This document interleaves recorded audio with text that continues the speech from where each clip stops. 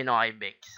Welcome to Pinoy Bix, and our problem for today is involve the concept of Venn diagram, and it is from ECE board November 1998, and the problem state that a club of 40 executive, 33 like to smoke Marlboro, and 20 like to smoke Philip Morris. The question is how many like both brand? For the first step, we need to assume a value of x. So equivalent to number of executive who smoke both brand of cigarettes. And for the second step, we are going to draw circle. Overlapping circle. Yeah. Okay. The first circle on the left side represent Marlboro.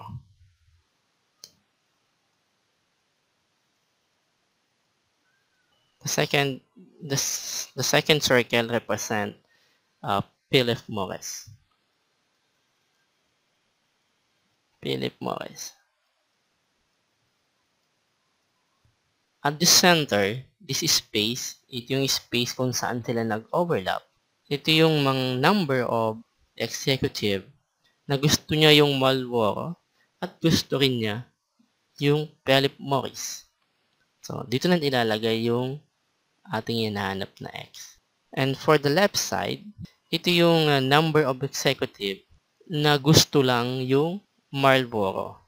From the total, meron silang 33. So we have 33. So minus X. Then for the right side, yung space dito na natitira para sa Philip Morris. Dito yung mga executive na gusto lang ng Philip Morris. So from the total, so mayroon silang 20. So therefore, so 20 minus X. So yan, kompleto na yung ating Venn diagram. At makakapag-create na tayo ng ating equation. Ito yun yung ating third step. So, meron tayong first step, second step, and the third step, iyon yung ating equation. So, from the Venn diagram, so, 23 minus X quantity. Again, ito yung number of executive na gusto lang ng Marlboro. So, plus executive na gusto yung Marlboro saka ng Philip Morris. So, plus X. Then, plus executive na gusto lang, exclusive sila sa Philip Morris. So, 20. So, minus X. So, equivalent to, so, ilan lahat sila? So, we have 40. This is our equation. And to get the value of x, so kailangan natin i-simplify. So negative x, positive x, negative x, so we have negative x. So equivalent to 40. Transpose yung ating positive 20 maging negative 20.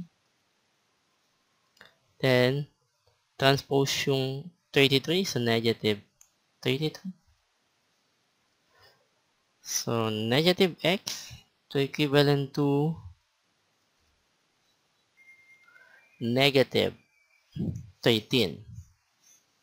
So, therefore, x, so equivalent to positive 13. And that is the value of x. And finalize lang natin yung ating sagot. There are 13 executive who like both brand of cigarette. That's all. Kindly subscribe to my channel for more upcoming problem solving problems. Alright, thank you. Pinoy Bix.